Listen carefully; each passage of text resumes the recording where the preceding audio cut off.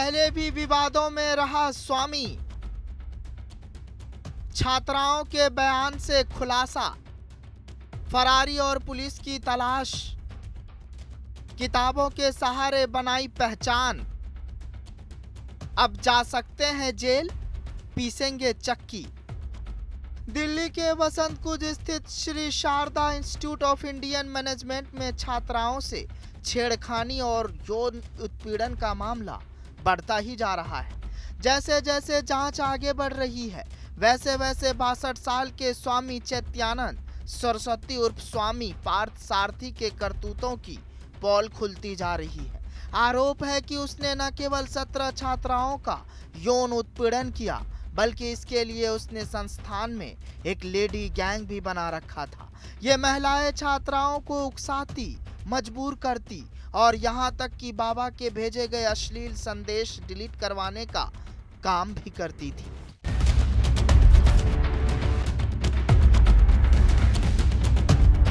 Police के अनुसार स्वामी gang की इस लेडी गैंग में संस्थान की 3 महिला वार्डन शामिल थी, जिन्हें नोटिस देकर पूछताछ की गई और उनके बयान आरोपी के तौर पर दर्ज किए गए। एफआईआर में ये तीनों सह अभियुक्त है। छात्राओं ने बताया कि ये वार्डन न केवल उन्हें बाबा के पास भेजती थी, बल्कि मोबाइल से आपत्तिजनक चैट और मैसेज भी जबरन डिलीट कराती थी।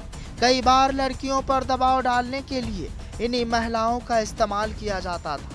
पीड़िताओं के बयान में साफ कहा गया कि संस्थान में काम करने वाली महिला फैकल्टी और प्रशासनिक कर्मचारी छात्राओं को आरोपी की मांगे मानने के लिए उकसाती। जो छात्राएं विरोध करती, उन्हें फेल करने का या स्कॉलरशिप रोकने की धमकी दी जाती। चैत्यानंद पर जब गंभीर धाराओं में एफआईआर दर्ज हुई तो उसने अदालत का दरवाजा खटखटाया और एंटीसिपेटरी बेल के लिए आवेदन किया, लेकिन पुलिस की तरफ से जब मजबूत जवाब दाखिल किया गया तो उसने बेल अर्जी वापस ले ली। कानूनी शिकंजा कसने का डर उसके चेहरे पर साफ झलकने लगा था।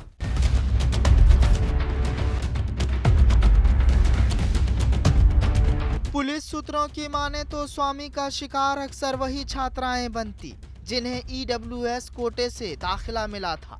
इन छात्रों के सामने आर्थिक मजबूरियां रहती थी और बाबा इन्हीं हालात का फायदा उठाता। पीड़िताओं ने बयान में बताया कि स्वामी उन्हें विदेश यात्रा का लालच देता, लेकिन न मानने पर फेल करने की धमकी देता। पुलिस जांच में एक और हैरान करने वाला खुलासा हुआ। संस्थान के बेसमेंट से वॉल्वो कार बरामद हुई, जिस पर नकली राजनयिक नंबर प्लेट 39 UN1 लगी थी। इस पर मामला भी दर्ज हुआ है। 25 अगस्त को पुलिस ने 2 अलग अलग एफआईआर की, एक यौन उत्पीड़न और दूसरी नकली नंबर प्लेट के मामले में। यह पहला मौका नहीं है जब स्वामी पर गंभीर आरोप लगे हो। पुलिस रिकॉर्ड बताता है कि 2009 में डिफेंस कॉलोनी थाने में धोखाधड़ी और छेड़छाड़ का केस दर्ज हुआ था। 2016 में वसंत कुंज थाने में भी उसके खिलाफ छेड़छाड़ की शिकायत दर्ज की गई थी।